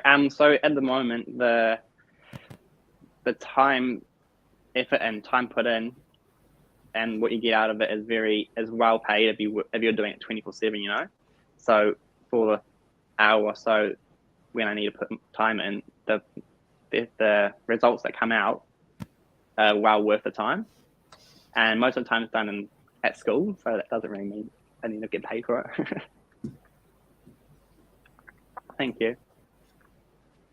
Hey, just a quick question from me. Can you just explain, are you on your own as a sole trader, or have you got a team behind you, and how's that working? Yep, so I am on my own. I am a sole trader, which I like, because you can find little times to do stuff without, And on that note, as a sole trader, sort of, have you found any key support networks around you to help with the business and making things happen? Yeah, so I got quite a few mentors, and obviously I've got all the team at Young Enterprise in Northland, Megan and Gary, and my teacher, and everyone else, and also the other Northland teams at our school. We all support each other, which is awesome. So yeah, I've been able to find support where I can. Yeah, good job. It's always hard doing things on your own. Yeah, cool. Thank you. Team Pro, have time for one more question, judges. If anyone wants to jump in. I'll jump in. And well done. I like that. But my question is, how are you going to make sure you differentiate your product from one of those lights that you can just buy and stick in the ground, or other solar lights? What makes yours so special? So my one's so special is because if you look on the market, so there's either two other options you can get. The first option being the light and solar panel is massive, and you can't fit it into small spaces like the log box or the mailbox, for example. So on the flip side, you can buy small compact lights, but they're all together, like the solar panel and the light unit is connected in one casing, which means you can't really put it inside because the solar panel won't get any sun to charge. Yeah. Okay, thanks. Cool. Hey, awesome, Jacob. That's I think that last question, the way you answered it, was perfect, because I think it probably answered the questions that I have solar lights on my fence, but they're on the outside, so that's fine. But those little dark crevices that you can't necessarily always get to, like the garden shed, for example, I can't have a solar light in there because there's no light in there, but I need the light from your light in there. So look at my website. Yeah, man, it's a good. And I love how you have basically end to end. It's fully considered. You put a lot of thought and a lot of effort into every part of your business. So well done. So congratulations. Sit back, breathe. Best of luck, my friend, and we will talk to you guys all shortly. Cool. Thank you, team. So we have 2 more teams to go. We are heading towards the Waikato, which I'm not going to say I have a bias because I don't, but I live in Hamilton. And so we have 2 young ladies, I believe, who are going to be joining us, who will talk about their business, Love Echo. So we'll bring them up on screen very shortly, and then we'll get to know a little bit about them. And they are our, for lack of a better term, our penultimate kind of pitch, because after this, we only have 1 more. And then following that, we have the really difficult job for the team of judges to go away and deliberate. So, Alicia, Kaylee, lovely to see you. You are based you're from Hauraki Plains College, so you're over towards the Coromandel. And if it's anything like it is here in Hamilton today, the weather's not that great. So as much as we like to think it would be, it's not that great. But ladies, are we feeling good? Are we feeling excited? Feeling confident? Yeah, I think so. Yeah. Is that the most confident? Like, yeah, maybe. I think so. You've got Maddie on there saying love Go Echo. So she's your regional coordinator, and we know that. And so love to see her on there. I've also got another comment of her just saying woo, but I'm not sure she's saying it far with a lot more enthusiasm than I just did. So team, if we are good, I'll get a thumbs up, and then I will disappear for 5 minutes or so and then come back at the end of your presentation. Cool. Cool. So have fun. We'll see you soon. Thank you. Imagine dish liquid pouring out of thick plastic bottles destined for the landfill. On average, Kiwis use 31 kilos of plastic each per year. Through Love Eco, we are wanting to reduce this while making the chore of dishes more exciting. So, we made dish bombs. I'm Alicia, the CEO. We have used the concept of a bath bomb to create our dish bombs. They are an environmentally friendly alternative to traditional dish detergent.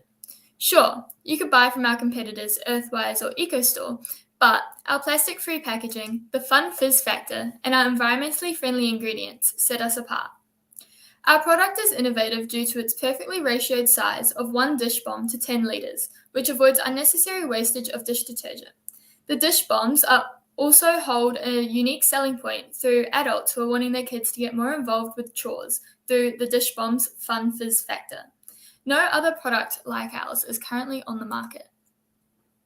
As a business, we felt there was an issue with how much plastic is used to package dishwashing detergent and the negative impact these ingredients have on the environment. Our solution was to create a product which is portion controlled, has compostable packaging, and is eco-friendly, as we felt there were a lack of products which fit this criteria currently on the market. Hi, I'm Kaylee and I cover our operations. We validated our product by asking members of the public for feedback, resulting in improvements to our product. We asked trusted individuals to test our product to see how effective they thought it was, and they found that it was very effective. This feedback also helped to show us that there was a market for our product and a target market who is willing to pay. By going over the given feedback, we came up with 2 packaging options, and that is a packet of 16 for $12 and a bag of 8 for $5, as you can see Alicia's holding there. Our dish bombs are environmentally sustainable as they are made of completely eco-friendly ingredients and packaged in 100% recyclable and compostable packaging. Our business is culturally sustainable as our message and product are taking away the stigma of using eco-friendly products and normalizing them for everyday use. We are socially responsible and sustainable as we are encouraging people to use less plastic and reduce the chemicals that they use so that our environment and our waterways stay protected for future generations. This is emphasised through our 10% donation to Keep New Zealand Beautiful. The financials at Love Eco are pretty solid. Our total sales to date are $546 and our cost of goods sold are $145. This gives us a gross profit of $401. Our expenses are made up of product development, market stall fees, general expenses, and production. The total of these is $104. This gives Love Eco a profit after tax of $222. Also included is our donation to Keep New Zealand Beautiful charity. This gives us a net profit of $202. By only purchasing the ingredients we need and the necessary items for our business, we were able to keep our expenses low, resulting in a higher profit. We have managed to keep our cost of goods sold low due to donations of packaging and bulk buying our ingredients. As we have been able to keep our costs low and have a relatively high markup on our products, our product is profitable without being too expensive for consumers. Overall, our business is in a good position financially. We are well suited for growth and expansion in the future. To promote our business and dish bombs, we used our school's Facebook page, our Instagram page, our TikTok account, our Facebook account, and our Stillby website. After posting on our school's Facebook page that we were selling our dish bombs, we sold 4 units to parents of our school. We have used social media as our main form of advertising as it is free and easy to reach a wide range of people in the area. We sold our products via our Stillby website, local markets, in person, in the Go Eco store in Hamilton, to our target market of anyone who is environmentally conscious, hand washes their dishes, or has kids who they want to get involved. Through the promotional and sales strategies we used, we were able to sell 104 units in total. We have received feedback from customers saying that placing 1 dish bomb with a little bit of water in a greasy oven tray is really effective at getting off any hard to get grease, oils, and food that's stuck on the tray. So we want to use this in our advertising methods more in the future. So love clean, love green, love love green, eco. love eco. Awesome. Well done, ladies. There were kind of two things that really stood out for me. One, the fact that I can put one of your dish bombs in a greasy tray and let it sit, and it's going to help me. And then like that comment there is basically I was sold on the fun fizz factor. And if we were in person, I'd try and get all the judges and everyone in the room to start chanting fun fizz factor because that just sounds incredible. So well done, well done, well done. We're going to bring our judges on, and then we're going to give them the opportunity to ask a few questions. So judges, over to you for our 3 minutes of questions. Hey, well done. It was a great presentation, and you've done some good effort to sell 104 units, was it? Very good. Just a quick question on the future. So from a sustainability of the business point of view, and you talked about selling off the websites, but also through one of your local eco-friendly stores. Have you got any opportunities in your mind on how you might scale this up in the future? Yeah, well, there are lots of like eco-friendly stores like around us and in our local community who we could definitely get in contact with to sell more units, to them as well, to keep this going. And yeah, it's easy to, make the dish bombs, it only needs one person really. And so it's definitely, it wouldn't be too difficult to get in contact with people around us. Yeah, awesome. And so just on that production process, just got another question there. So how does it work? You get the ingredients and just get squashed together in some sort of a mold, or how does that work, and how long does it take to kind of make a batch of it? Do you want me to answer that, Kaylee, or do you want to? You can answer. Okay. So at the beginning, we actually use cake pop molds, so they're silicone. And so what happens is we mix all the dry ingredients together separately, and then all the wet ingredients, and then we mix them and make sure we mix them. And then we slowly pour like the wet ingredients into the dry, and as we mix them, we make sure they're all fully mixed. And then we scoop them into the mold, and it takes about half an hour to produce 20. But it gets quicker as you make more because you can just leave those ones to set as you go. So yeah. Yeah, we've So got multiple molds, so it's like we can make about 100 in 2 hours, so it's pretty efficient. Okay, awesome, cool, thank you. Just looking at that production process that you're talking about, if you were really to scale this up and have it so that it was generating enough income to be funding a team member, to be say part-time or full-time on the business, including the cost of making it, is, if you were to factor labor into your cost model, because currently it's not factored, so you got a high profit margin, but it's not factoring labor, is it still profitable? And what level of scale would you need to be at to make that work?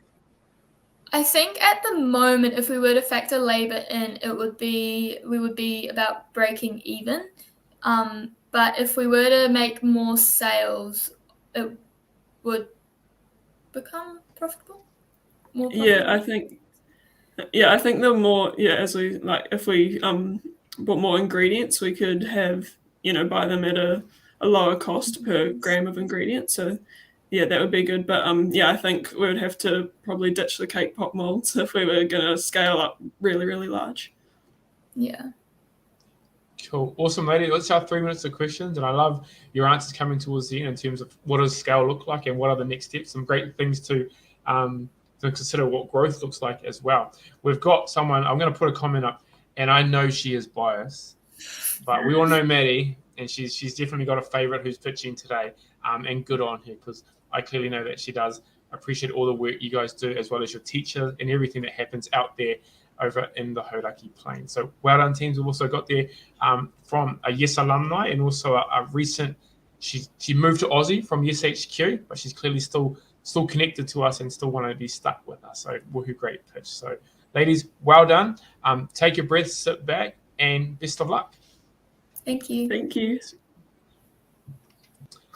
Cool. Cool team. So we have one more team left to pitch this morning, and I'm going to bring her on screen with me because I know this young lady. She's come to one of our Young Enterprise Extreme experiences. So kia ora, Taylor. Kia ora. Lovely to see you again. And who's going to talk about her business, Atahua, and she's coming from the Canterbury region, and she's at Rangiora High School, which, funnily enough, and this isn't a bias at all, my dad went to that high school a long, long time ago. So, are we feeling good? Yeah, feeling awesome. Nice. So, what I'm going to do is I'm going to hand the time over to you, Taylor, and then you will see me in about 5 minutes. So, just pop back up on the screen, and we'll have question time with our judges. Cool. Awesome. Thank you. Awesome. We'll see you soon. Awesome. Well, kia ora. My name is Taylor Mellish, and I'm the sole trader of Atahua, making you feel good while doing good for your haora, with Aotearoa's first discreet, durable stim and fidget necklaces. In 2021, I was diagnosed with Tourette's. I didn't want to distract anyone too much at school, so I'd suppress my tics. That energy just didn't disappear into thin air, though. I'd reroute it, which ended up in me clenching my jaw and chewing my lips a lot, and it was really damaging, so I was in search of a solution. One of my friends recommended chewable necklaces. Sure enough, I found these big chunks of silicone on a string. I thought that surely they had something that looked nicer, so I found some baby teethers, but I didn't quite fancy a unicorn on a string. Not my personal vibe. I did find some decent ones from overseas, but I was left to... but they cost a fortune to ship. I couldn't find anything that was NZ made, affordable, and discreet, and so I was left to chew on anything else that I had on hand. I realised that I had a chance to fill a gap in the market, and so I put my focus towards making a product catering to neurodiverse teens and adults that suffer from damaging oral habits. I reached out to the neurodiverse community in Aotearoa to gain their views on the accessibility of these tools, why they use them, and why they should be made easily accessible. Many individuals expressed similar views to my own, how they too have suffered from similar habits in their day-to-day life, and none of them have found a suitable fix. From this, I knew that I had to make a start. I made my very first prototypes. Food-grade silicone beads in the shapes of small stars, threaded onto nylon cord, tied with sliding knots for easy adjustability. I sent these off to a few of the individuals who had expressed interest in finding a necklace. In their feedback, they expressed how happy they were to have a necklace designed just for them, and how they loved the constructed and caring work that was put into our research and customer service. After their feedback, I made my first Young Enterprise video and came first in the Yes National Validation Challenge. After gaining heaps of positive feedback, I knew that I had to continue, as there really was a need for our products. Since then, I've been granted seed funding from Arai, attended multiple business events to expand my knowledge, made 7 unique necklace designs, sold units nationwide, encouraged the use of STEM tools for improving haora, and encouraged the normalization of these tools in school and workplace environments, embraced our value of kotahitanga, made some profit, and gained genuine positive feedback from our customers, all through our economic, social, cultural, and environmental sustainable business goals. We sell each necklace for $9.99, which is both accessible to our target market while still being profitable. After selling 85 of 160 units budgeted for this year, our net profit after tax came to over $320, with a net profit percentage of 59%. This is thanks to our awesome marketing and sales. We've promoted our product through many methods. Our very first use of promotion was through using responses from our validation survey, reaching out to selected people via email, asking if they'd be keen to try a prototype. 56% of people that reached out to bought a necklace, and 60% of those that bought a necklace came back for seconds when the final product was available. Another promotional method was taking advantage of social media. It was one of our main promotional methods, being able to reach out to specified audience through the use of Facebook groups, Instagram, hashtags, and Discord servers. Posting frequently on these sites about our progress, product, and goals created traffic to our social media pages, resulting in a majority of our followers and sales. A unique method that we used was entering a competition. We Are Manaki happened to be holding their UDU initiative for young rangatahi around Aotearoa to take a shot at winning $1,000 for their business. I was in the finals, and while I may not have won, I posted about this on the local Rangiora community Facebook page, where I gained a significant amount of interactions and support from my local community, so much so that it led on to the next bit of promotion. I got contacted by the local newspaper. A journalist reached out to me after seeing my Facebook post and asked if I'd be interested in an interview. Of course, I agreed, and this spread word around the local community. I also spread the word myself through multiple networking events that I'm grateful to be given the opportunity to attend, where they gave us the chance to network with other attendees, where I got to learn about business while making new connections. And one of my favorite methods was through markets, where I could personally tell people about my product and have it there for them to see and purchase. My first time was at the Rangiora Thursday Welcome Market in April, and my second was much more lean to my target audience, being at the Kew Canterbury Market in Canterbury Uni. All of this promotion resulted in a current total of 92 units sold. Our most effective methods being through Instagram, in-person markets, and our online website. Through prioritizing communication and input. Through prioritizing communications and input from my target audience, I gained the Regional Excellence Award for Customer and Market Engagement. And recently, in October, I was flown to Auckland to pitch to the Prince's Trust, who has granted me $5,000 to expand production, marketing, and sustainability, and to create unique bead designs made from 100% natural silicone. To date, we've helped many relieve their stress and anxiety and subside damaging habits. Now, I hope you're feeling good about doing good for your haora. Thank you very much. Cool. Awesome, Taylor. That is an incredible pitch. And I'm going to put up a comment here from Bryce that was just, you look awesome, Taylor. And I think the visual and the discussion and the story behind it really creates a really, and it creates the environment for us to share what you're talking about. And another comment here before we get to our judges, that beautiful, trendy products designed to meet a big need. And I'm sure there's a massive thank you in there, Taylor. So well done. Judges, I'm going to hand the time over to you for our 3 minutes of questions. Hey, Taylor, well done on the presentation. It was great to see the, some really good photos and visuals in there. So as a judge, you can actually sort of see what you've been doing on the ground and that, which is excellent. Just a question around the validation. I really like the pie chart you had there with the 30% figure of, people who might be able to use it. So just coming back to that marketing, you've done obviously you won some awards and done a great job on the marketing piece. Just trying to understand how you link together really targeting those 30% of the population through your marketing. Yeah, so most of my marketing through social media and stuff, that will be through, my main source would be through Facebook groups. So those are like specifically targeted to say groups such as ADHD New Zealand or the Autism Community Facebook page.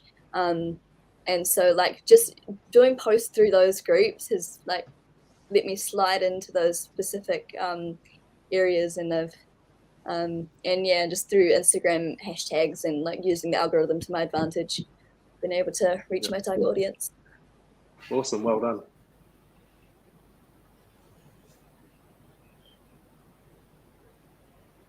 Hi, Taylor. I really enjoyed that. I'm going to be one of your customers for my niece because I know she'd love one of your necklaces. I missed, and sorry, so it's probably going over what you told us. Where are they manufactured or how are they manufactured? Have you got silicone molds or people doing it for you? Oh, no. So at the moment, currently, I'm sourcing my beads from other supplier. So these are beads that are pre-made. Anybody can like find these beads themselves. And that's where I'm hoping to expand from to make my own unique bead designs and stuff with that funding from the Prince's Trust. But at the moment, I'm getting the beads in, I'm getting the cord in, and I'm tying, I'm threading the beads and tying all the cords myself and packaging them all myself. Hard work. One minute. Yeah, come on, Shane, go for it, bro. I got one question around sales. You mentioned there that you've sold, I think it was 85 units of 160-ish. You got about 75 units still to sell. I'm wondering how long you're giving yourself to sell those units, and whether that's kind of like the run on for Christmas, for example, to get a feel for the growth of sales over the next few months. Yeah, exactly. I'm just pushing for these to be all sold by the end of this year. Really, I will be pushing through going to Christmas markets, local Christmas markets, as well as just continuing to promote through my social media pages. And I do get a steady flow of orders at the moment, just a couple per week, which is like enough keeping me busy and stuff. So yeah, and I've got some markets lined up. Wicked. Awesome. Thank you, Taylor. And thank you, judges. Taylor, I'm going to put one more comment up here on the screen, which I think is really awesome. So love your mahi, without saying. You're not just addressing a need for those neurodiverse, but also helping create awareness in others. It's something that people get to see and I guess get a greater appreciation. So well done. Congratulations, you can breathe now. Do you have exams today? I don't have any actually. I'm all done for the year. Can't other than my apply business, then. so Well, all my focus on business at the moment.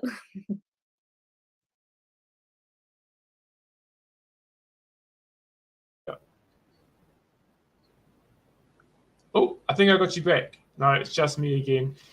So team, we're going to take a quick little break where our judges have the really difficult task of working together, talking through each other, and actually figuring out who is our winner of our wildcard pitches.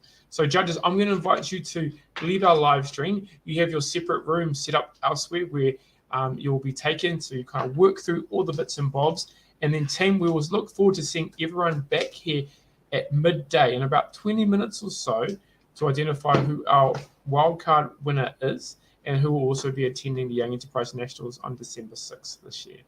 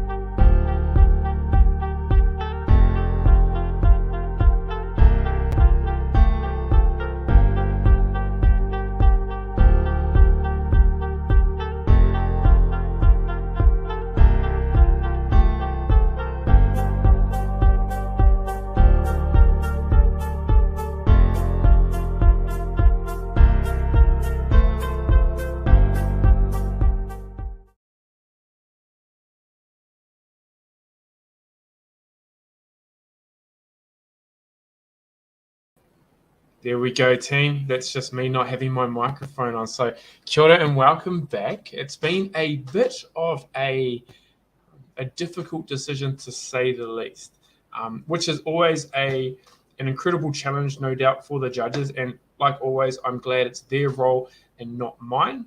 I think we could see from some of the videos that we could see of them chatting backwards and forth and from one decision to another and backwards and forth and so on and so forth. But before we get to that decision, it's always, I don't know whether it's a nice thing to do, but it's always nice to increase the anticipation. So before we announce our winner, I'm going to invite all of our judges back up.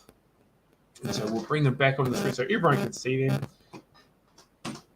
Hey Lilius, hey Jethro, Shay and Belinda. So team, what I want for you to do is actually bring you up on screen and to say thank you for your time given today.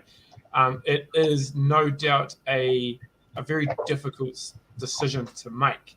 And so from us at Young Enterprise and all of our young people, both who are presenting today and that are part of the wider Yes Whānau, just a big thank you from us to you for giving me your time this morning. No doubt you have plenty of things to get on with as well today, given the introductions we had earlier in the day. You are very busy people with multiple fingers and multiple pies, but we really appreciate you giving the opportunity to give back to our young people. So thank you very much. Jethro, I believe we're going to hand the time to you, and hopefully that's not a surprise, to kind of share some thoughts and general feedback amongst the teams and then announce our winner of the Wildcard Pitch for this year. So I hand the time to you. No, thanks, Ian. Appreciate that. Hey, I guess on behalf of the judging panel, it was a privilege actually to be here and to basically be on the receiving end of those great pitches and everyone's efforts that you've put into that. And I think, one of the things that we note through the Young Enterprises, we're just really impressed by the sacrifice that we know that the students go through this year. There's so many things as a senior high school student that they're competing with at their schoolwork and jobs and all these other things that might be happening for them. And to also be doing the Young Enterprise program, it's just a great sacrifice already, showing at your age with competing priorities. I think the entrepreneurial spirit that's been shown by all of our pitches and businesses here has been awesome. It really has exemplified the nature of the program, and it's great to see that entrepreneurial spirit alive.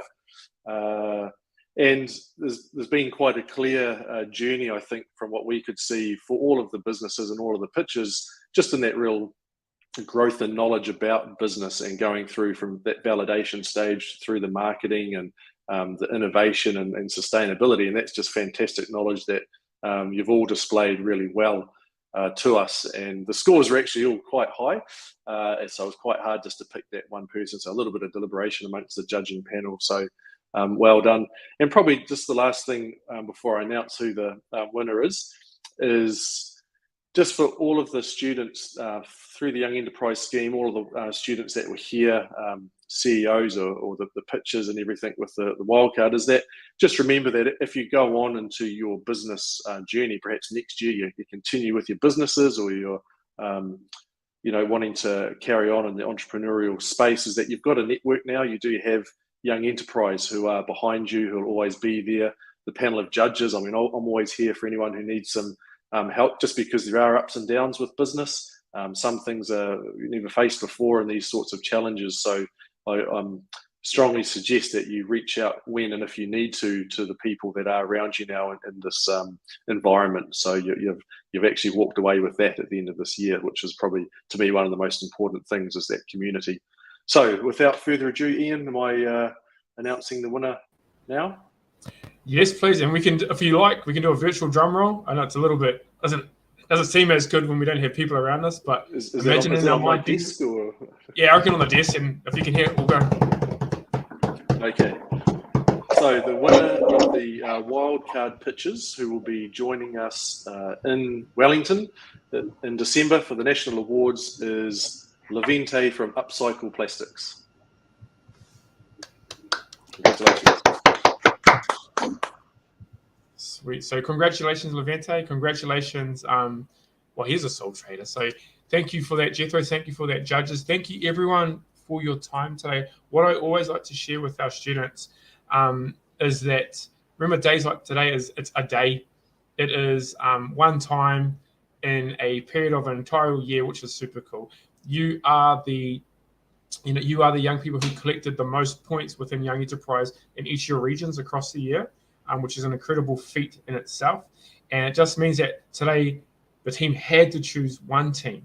And I don't want to sound super cliche in that we're all winners, but the fact that you've made it this far and got to this point and all presented extremely well today is an incredible testament to what you've been able to do, and also that support network that surrounds you, like Jethro mentioned. And it's only getting wider with every opportunity we take. When we pitch like this, when we go to markets, when we attend and do a whole bunch of different things, these are the things that help grow our networks, that help us grow the things in which we need to do for the future and building our business. So thank you very much. Team, thank you for joining us, jumping in and all that great stuff. Remember, we always talk about supporting our young people, and the best way to support them sometimes is to buy something from them. So don't tell me that you're going to support them, but then you don't go to their online stores, okay? So what we will do is we'll make it easy as to kind of get in contact with our young people. If you need what they have, if you want what they have, Christmas is around the corner. The encouragement and the instruction, really, and the ask is to jump on there and actually support some young enterprise businesses who have some incredible products doing some amazing things across the country. But thank you again for your time, and looking forward to seeing you all again very, very soon.